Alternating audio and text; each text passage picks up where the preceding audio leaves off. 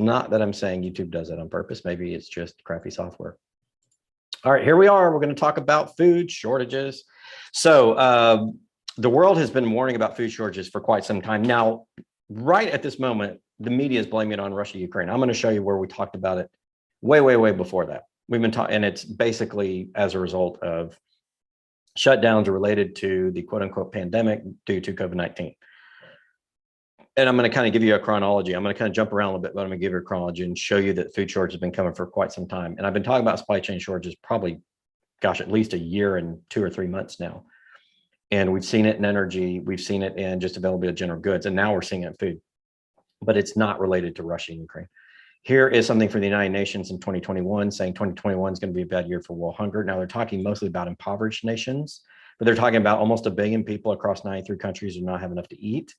And the Global Humanitarian Outlook Project projects 239 million people that need a life-saving humanitarian action. Now, this is before Russia-Ukraine, it's 2021. Here's something for the United Nations. UN looks to address unprecedented catastrophic levels of food insecurity. This is back in October 4, 2021, again, before Russia-Ukraine. And they're talking about it here. Around 6.6 billion is needed to support 41 million in danger of sliding into famine. Here's The Guardian talking about Ukraine invasion may lead to worldwide food crisis, warns UN. This is one of the pieces. It's basically looking only at what's happened since Russia invaded Ukraine and the issues that we have there. Going to do a quick sound check. Sound is good. Can everybody hear me? You know, the other thing that I found interesting about this, we only had about 30 people viewing, and usually we'll get to 150 to 250. Now it's gone up to about 40. I wonder if people weren't even able to get into this stream, and that was an issue. If you've had issues getting notifications on YouTube or not getting into the stream, let me know and put that in the chat. And we'll see if it's more of a YouTube issue. Okay, going back to the presentation. IMF warns of global food shortages as war continues in Ukraine. The International Monetary Fund has issued a warning about potential of global food shortages leading to civil unrest. The world could soon face a global food shortage due to continuing Ukraine war. The IMF warned. The IMF estimated the potential crisis would severely impact the entire world, but especially poorer countries. But we know before Ukraine, the UN was already warning about poorer countries. So we had a food shortage, according to the UN, before that. And I'll show you it actually occurred before 2021 as well. And some smart people picked up on it. Here's from the World Economic Forum saying the world is facing an unprecedented hunger crisis. Global perception of increased food prices, according to Statista, it's a research organization. Percentage of people saying the cost of food, groceries, and household supplies has increased since COVID-19, 63% globally, 86% in Argentina, 86% in Turkey, 80% in Chile, which is not an impoverished country. They're a fairly rich country in South America, 80% in Mexico, 80% in South Africa. Here's World Economic Forum saying we need to give insects the role they deserve in our food systems. Talking about this before Russia-Ukraine invasion. A lot of us reported on this very article before then. So there's been issues dating back before Ukraine. Here's World Economic Forum also saying Russia's war in Ukraine can lead to millions going hungry. First Guac saying back in April, German retail chains to increase food prices by 20 to 50%, including Aldi's. Aldi's, the large German retailer, which is also in the US now, has stated that they're going to try to keep prices as cheap as possible. They're working overtime, but at the end of the day, they don't control world food supplies. From the local, this is a very interesting article. German consumers to be hit by further price hikes in supermarkets. German retailers have warned of yet another series of price hikes in supermarkets across the country. According to the German Retail Association, HDE, consumers should prepare for another wave of price hikes for everyday goods and groceries. Even before the outbreak in Ukraine, prices had risen by about 5% across the product range as a result of increased energy prices. Why do we have increased energy prices? Supply chain problems. Where did supply chain problems start in energy? The shutdowns due to COVID. With Russia's invasion hitting economies and supply chain harder, yet another series of price increases is on the horizon. The second wave of price increases is coming. It will likely be in double figures. Biden warns of real food shortage following sanctions on Russia. The price of sanctions is not just imposed upon Russia. President Biden said Thursday that food shortage is going to be real following the sanctions that were placed on Russia by the US government, blah, blah, blah. Well, Russia doesn't supply the US a lot of food, neither does Ukraine. So this is, again, the president blaming something that started beforehand, and I'll show you more proof it started beforehand. Biden goes on to say, with regard to the food shortage, yes, we did talk about food shortages, and it's going to be real, Biden said during a press conference in the summit, Brussels, Belgium. But no, it's not just Russia, Ukraine. Here's an article in Parade. Here are the groceries you might be missing on store shelves due to food shortages in 2022. Shortages may depend on where you buy your groceries, as there are regional differences in supply. Says Josh Brazil, VP of Supply Insights at Project 44, Supply Chain Visibility Solution. What's missing from grocery stores may depend on where you live. Winter storms slow down supply chains. Grocery store shortages. Here's the main one, and this is the one that I'm going to confirm with another article. It is a combination of factors: supply chain issues and driver shortages, meaning truck drivers, scarcity of packaging, labor shortages in manufacturing production plants, as the workforce has not returned as facilities restarted from COVID-19 closures. Keith Daniels of Karl Marx Advisors told us, and yes, COVID-19 plays a huge role, especially the latest variants. Omicron infection is affecting employees reporting to work at manufacturing grocery stores. Higher demand from consumers, particularly impacting the last few weeks as consumers revert to eating at home from restaurants out of fears of Omicron. The recent abrupt weather is also slowing down distribution. So you got weather and COVID-19 causes. Meat shortages, especially beef and poultry, will plague us again in 2022. Of course, we also have the bird flu returning and killing chickens, millions of chickens. That's another one. Dairy may be in some short supply this year. There may be an egg shortage. Okay, we don't get these from Ukraine or Russia. Plant-based proteins may be in short supply. We don't get those either from Ukraine or Russia. So it's not Ukraine or Russia. Let's talk more. From Reuters, as syndicated on Yahoo News, U.S. grocery shortages deepen as a pandemic dries supplies. And here's the thing that I want you guys to pay attention to. If I could get that story loaded. The consumer packaged goods industry is missing around 120,000 workers, out of which only 1,500 jobs were added last month, she said. This is Katie Dennis, Vice President of Communications and Research at Consumer Brands. You can see in this paragraph up here. While the National Grocers Association said that many of its grocery store members were operating with less than 50% of their workforce. U.S. retailers are now facing roughly 12% out of stock levels on food, beverages, household cleaning, and personal hygiene products, compared to 7-10% in regular times. The problem is more acute with food products, where out of stock levels are running at 15%, the Consumer Brands Association said. SpartanNash, a U.S. grocery distributor, last week said it's become harder to get supplies from food manufacturers, especially processed items like cereal and soup. Now, this is interesting because one of the big distributors in the U.S., I have word from an insider, can't say who it is, undisclosed source, that we're expecting June price hikes of between 15 and 30% across the board to deal with all these issues. And again, this has to do with the lack of people coming back to jobs from shutdowns and COVID. It's not Ukraine and it's not Russia. And it's bullshit for President Biden to blame it just on that. He knows better. He's the president of the United States. Here we have in USA Today, get ready to spend more at the grocery store. Food prices expected to soar, USDA predicts. U.S. Department of Agriculture, all food prices are now predicted to increase. The U.S. Department of Agriculture food prices outlook for 2022 March report said, and they expect 97% for the year, 9% for the year, but they were saying only 4.5% for the rest of the year. I don't believe that, because look at the table. Look at the table that they posted. From 2021 to 2022, year over year, beef and veal is up 16, pork is up 14, poultry 12.5, fresh fruits and vegetables 7.7, eggs 11.4, fish and seafood 10.4, dairy 5.2, fats and oils 11.7, sugar and sweet 7%, cereals and bakery products. Almost none of this is imported from Ukraine or Russia. Has nothing to do with Russia, Ukraine. Has to do with local supply.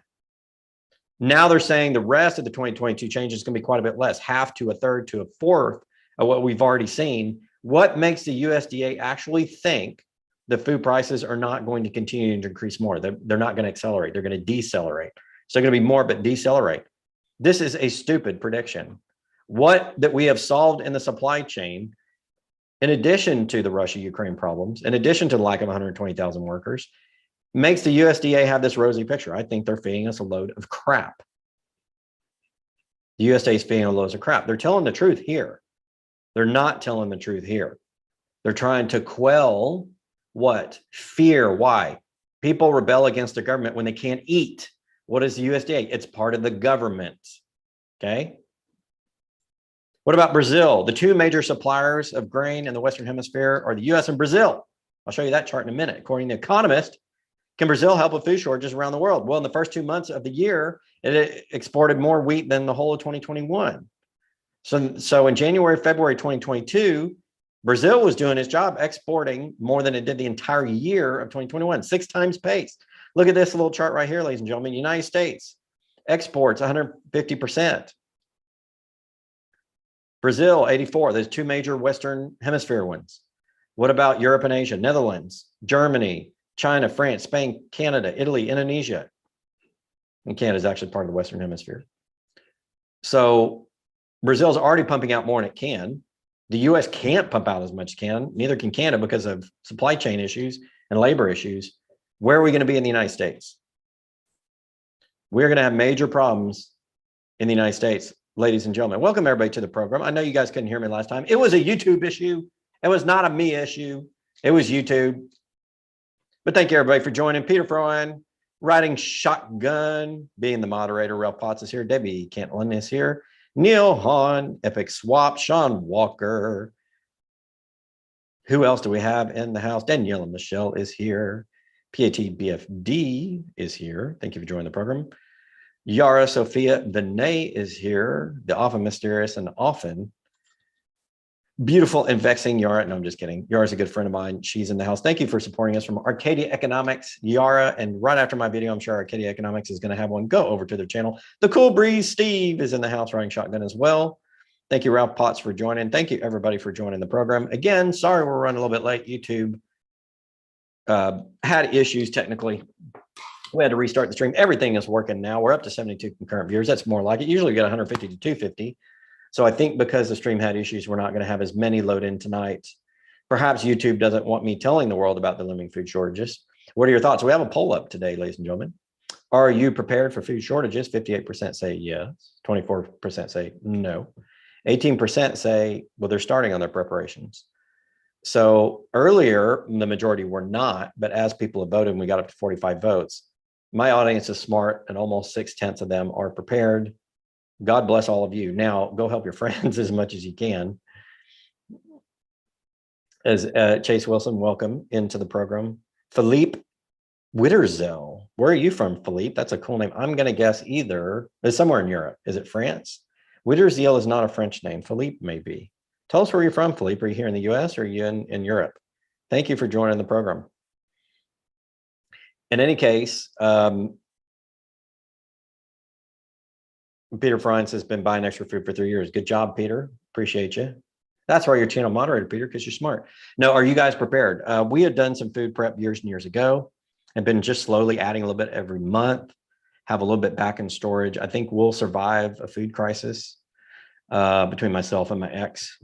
I think we're going to be okay. My children are going to be okay. Of course, gold and silver will definitely help as a hedge. Food prices continue to go up, cash in the bank. A lot of the US, though, if you look at their investment portfolio, are stuck in 401ks and pensions. They can't get it out without penalty until 59.5 unless they take a loan. They got to pay themselves back interest, which means they're more disadvantaged on a monthly basis paying that back. That's not an option for most people. Most people don't have $400 in the bank account for emergencies. How are they going to buy food? Most people are indebted up to their eyeballs. So the average American's in trouble. Now, if these food shortages continue, and again, it's to the supply chain of COVID-19, I proved it. Did Russia-Ukraine exacerbate the issue? Yes, but it happened way before then. It was a labor issue. It was a food growing issue. It's a fertilizer issue now because fertilizer problems, there was weather and climate related events, just some major supply chain events that's been going on for a while, but people aren't doing anything about it. Most people aren't prepared. My audience is different because they're basically a lot of preppers because buy gold and silver and you come to my channel every week. You guys are not representative of the whole. What happens when people start to starve? You think the marches on Washington during the last election cycle are a big deal. Wait until people can't feed their children and can't eat and are starving. Now in America, we have a lot of epidemic of obesity, so we'll probably go a few weeks with less food and burn off all our fat, but that ain't gonna be long. 30 days after major food shortages start, people are gonna start, marching on Washington, D.C. in their state legislatures. They're gonna be angry. Flood of angry emails are coming to state legislatures and the U.S. Congress. A lot of bad stuff's coming if for 30 days, people can't eat as much as they can. They can't afford to feed themselves and they're not supplied. Most people aren't. And so that's where unrest comes into play. And just look at history. People get really mad when they can't eat. I mean, they're mad when they don't have good jobs. They're mad when they lose some of the amenities. They're mad when their kids don't make as much as their parents did. And we go backwards in terms of inflation and purchasing power. Those are all things that make people mad. But they will pull out the pitchforks and the guns in America when they can't eat because it's not going to be choice, because you can't eat, you're going to die. And I expect the protest to get much stronger. I expect that to be one side effect. I don't know. How have you prepared? I'm going to ask you guys the question. Super chats are open if you want to throw one down there and guaranteed to answer, but you can ask it in the chat. I'll ask you a question. I want you to reply in the chat. Are you guys prepared? Are you prepared for food shortages? Are you prepared for what's coming?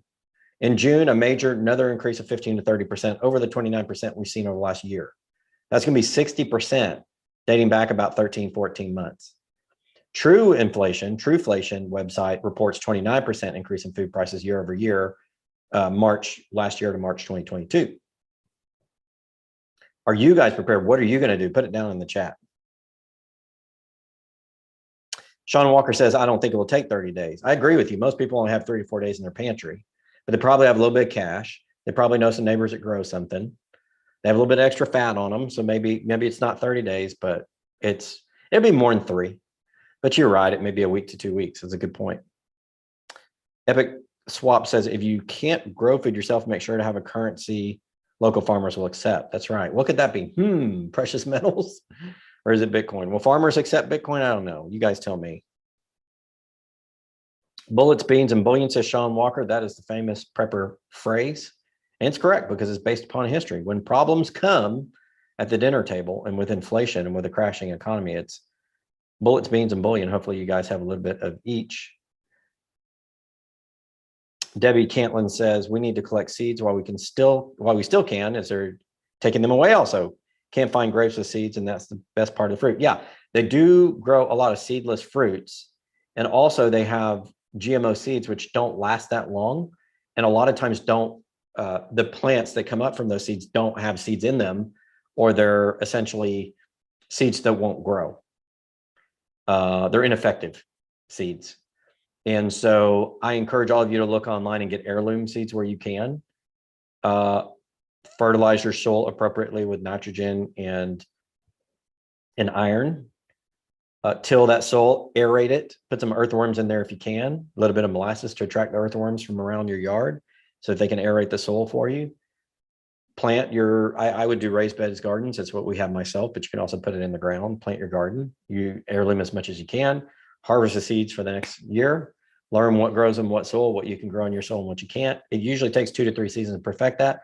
When we had our garden, it took us 4 to 5 years to perfect what we can grow in abundance easily with what we have, like, our soil type, the amount of water we get, how hot it gets in Texas, 4 to 5 years. But if you're really studious, you can do it in probably 2 to 3. So you better start planting now. In fact, if you haven't been planting the last couple of years, your yields may not be that good. And if you're trying to plant fruit trees now that don't bear fruit for 4 to 5 years, you're going to starve way before then if the food shortages are real. So hopefully you guys, can do a container garden. You have neighbors that you can work with. You're starting to plant things that'll grow and give you food this year, like lettuces, tomatoes, veggies, healthy veggies, snap peas, those types of things. If you got longer term things like, grapes and trees and stuff like that, which takes a couple of years really to grow and provide fruit, work on those last. Ralph Potts says, great idea to attract worms. Yeah, I learned this from a local market. When we were first tilled up our soil about 8 years ago, the lady said, if you put a little bit of molasses in the soil and aerate it, the earthworms are attracted to molasses and they'll come. And the more earthworms you have in the soil, the more aerated the soil is, the better it is for the plants, for the roots to spread out and grow. And it's not only good for perennial or annual type vegetables, it's also good for trees. You can put earthworms around your trees and it'll help those trees spread their roots faster. They'll get more water, they'll be more drought resistant, and also more tolerant to disease. Earthworms are one of these things in the growth cycle that really helps plants get a lot stronger. So as much as you can have healthy earthworms, I fully encourage it. Go back to the poll. Are you prepared for food shortages? 62% say yes, 22 no, 17 starting on it now. Chase Wilson says, make friends with farmers. I 100% agree with you, Chase. That is a good idea. Make friends with your local farmer. Ralph Potts says, potatoes, tomatoes, peas, eggplant, zucchini. That's a good thing to plant. We can grow all of that down here in Texas as well. When it gets super hot, a lot of the stuff will die. Corn will grow. A lot of the lettuces will die. But because we have a relatively mild winter most years in Texas, last year and this year notwithstanding, We can grow stuff like lettuces, snap peas, certain other lighter things that are more cold tolerant, and have those over the winter. Tomatoes, not so much. They like the heat and the sun. Arugula, man, grows like a weed. If you guys like a superfood that's even more of a superfood than spinach, grow arugula. It's a little bitter, but it's extremely good for you. It has more nutrients even than spinach does, a lot more than lettuce. And it literally grows like a weed. It'll take over your garden. You have to actually prune it back, but we have it grow during the winter. So we get it growing really tall, about 3 to 4 foot high. We'll chop down the stalks and it just comes right back up. So we get all year long arugula in our garden, and it's a superfood. Peter says Lowe's still has non-GMO food seeds by now. Yes, they do. There are lots of places online you can get heirloom seeds. I fully recommend heirloom seeds. Don't buy the GMO stuff. It's not intended to be a year-over-year solution where you can reharvest your seeds. Now, I have had some GMO type seeds or non-heirloom type seeds in which we could replant seeds, but only lasted like 1 or 2 generations, and then they wouldn't grow after that. And I don't know if that's on purpose. I know Monsanto and other companies own a lot of the patents on the new foods, and they want you to buy them every year. Is that a motivation for some of the seeds not regrowing every year? I don't know. It could be, but get your heirloom seeds where you can. And remember, seeds don't last forever. You can't store them in storage for 20 years. You're going to have to use them, grow the plant, reharvest every single year. But that's good because it'll teach you how to do it. All right, well, now got 100 concurrent users. Sorry to everybody who joined late. We had issues with YouTube. Technically speaking, YouTube is not always the most stable platform. So appreciate that. But we are here talking about living food shortages. I went through the whole spiel of all the reports of all the places. I'll summarize it for you. The problem started in COVID-19, not Russia, Ukraine. They start with lacking 120,000 workers in the US. They start with all sorts of supply chain problems. They start with famine of about 1 billion people around the world because you can't afford food. They've been exacerbated by Russia, Ukraine, not caused by. Most of it has stretched back to when we shut things down with COVID and we restarted and didn't have all the resources. Didn't have the workers come back. Now we're having fertilizer issues. It's just getting worse. And of course, inflation of the money supply, along with the supply issues in food, mean that we're going to have expected 15 to 30% increase in June of food prices. That's after food prices had gone up 29% year over year, March to March, 2021, 2022. Can you recap on the seeds, please? 𝙂𝙊𝙇𝙀𝙍 says yes. So if you're growing seeds, what you want, well, I'll talk about Texas because we have a mix of clay and regular soil. About 12 inches down, we get clay in my neck of the woods. What you want to do is aerate, aerate, aerate. Aerate your soil, meaning put, use a tool to put some air in it to loosen the soil up so it's not so thickly packed. That allows the roots to spread of the plant and they'll grow a lot faster and they'll get easier access to water. To help you aerate after you do your initial mechanical aeration, you want to attract earthworms. So you can go buy earthworms at your local farmer's market or even at some fishing type places. You want the long ones. You want the big long ones like this. My chickens love these, by the way. If they catch one of these earthworms, they gobble it up. So we got to get the earthworms out in the garden before the chickens come over. But put earthworms in there. They will naturally aerate the soil for you, and it'll cause the roots to grow faster, finding more water. It'll make your garden much more resilient. And you're going to feed also with nutrients, nitrogen and iron every year. What we used to do is cut off a bunch of our tree limbs and stuff from our trees. We have about 45 trees on the property every year. Put it through a machine to turn that into mulch. It's one of those machines that you see on the side of the road when the city brings the little thing by and they stick the tree branches in there and it shoots out the mulch, basically shreds it up. We put the mulch on top of our gardens in the winter every year and it refeeds the soil and we just mix it up. But the earthworms are the best for aerating that soil. And if you use molasses, which you can buy at your local farmer's market or garden store, just put a little bit of molasses in each of your plant beds. It'll attract earthworms from up to a mile away, I was told. So you want all the earthworms belong to you, okay? All the earthworms. You want all the earthworms. You put molasses in your soil, they're going to leave your neighbor and come to you. If your neighbor's putting molasses in his soil, that's why you don't have any. So you got to fight molasses with molasses, if you will. But that attracts earthworms. So be careful of molasses. We put an extra bag of molasses in our barn. The rats got to it, started eating it, and that attracted snakes. We had copperheads come up to the barn. So we quickly put that molasses in about a triple container. It was like a plastic box, a plastic bag, and then into a metal trash can where the rats couldn't get to it, and it solved our snake problem. Just be careful if you store molasses. It's an attractant to rodents. and even potentially other animals. So be careful with that. But yeah, molasses is really good. In terms of seeds, answering your question, 𝙂𝙊, buy heirloom, because heirloom are not genetically modified by humans, and they tend to regrow seeds in the plants that you can reuse year after year after year, causing you not to have to rebuy seeds every year. Because guess what? When the food shortages come, you're not going to be able to find seeds. You better get them now. You better put them in the soil now. Now's the peak time. The peak time to plant is early spring to mid-spring for most plants. That way you can probably get 2 growing seasons in most areas. In Texas, we get 3 because I can grow certain things during the winter. But you want to plant them now, and you want to harvest the seeds. And what you do, like if you've got a snap pea plant, you take that snap pea, you break it off, you dry it, and you pull the seeds out and put it in a bag.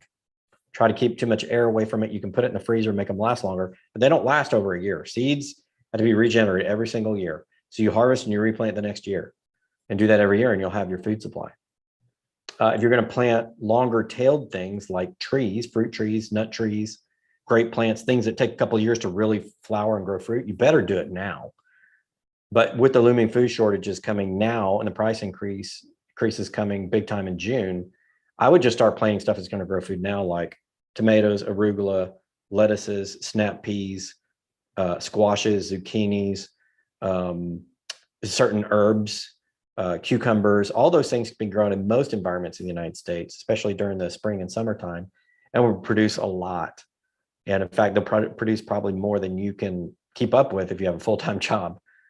You can do container gardens. We did raised bed gardens. You can put it in the ground. Probably putting it in the ground, you got a lot of pests on the ground, and you also have grass issues and other root systems. I would do container garden or raised bed to start off with until you get good at it, and then you can put it in the ground if you want to, unless you're a farmer and you already know how to do it. One thing the local farmer does when they do their feed corn fields every year is they will take a big tractor and just plow up the dirt, and it kind of breaks up the grass root systems, and then they'll plant right after and water it, and it'll kill off the grass. They don't have to use Roundup or anything.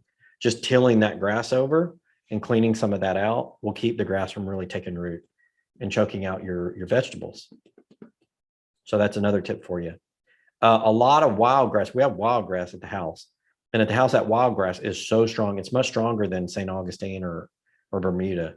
It will choke out any plant. So that's why we went to raised bed gardens. I put 2 layers of garden fabric down, covered that with some cardboard that would eventually disintegrate back into the soil, and then covered that with a bunch of mulch about 2 to 3 inches thick that would keep any sunlight and most of the water from reaching that grass underneath, and it permanently killed the grass. And then we built our raised beds on top of it, so we don't have grass problems in our garden anymore. But that was a lot of work. It took me to build all of that, to lay down the carpet fabric, the cardboard, the mulch, to build the 20 or so raised beds that we have, took me probably 6 weeks. So if you want to do that, you better start on it now. Otherwise, just go straight to container garden while your food's growing in your containers, then go and start on your raised bed garden. That's what I'd recommend. If you have well water, I would use it as long as it's not contaminated. Look for your local authorities to see if it is. But well water comes out cooler, comes out about 59 degrees where we're at in Texas during the 110-degree heat.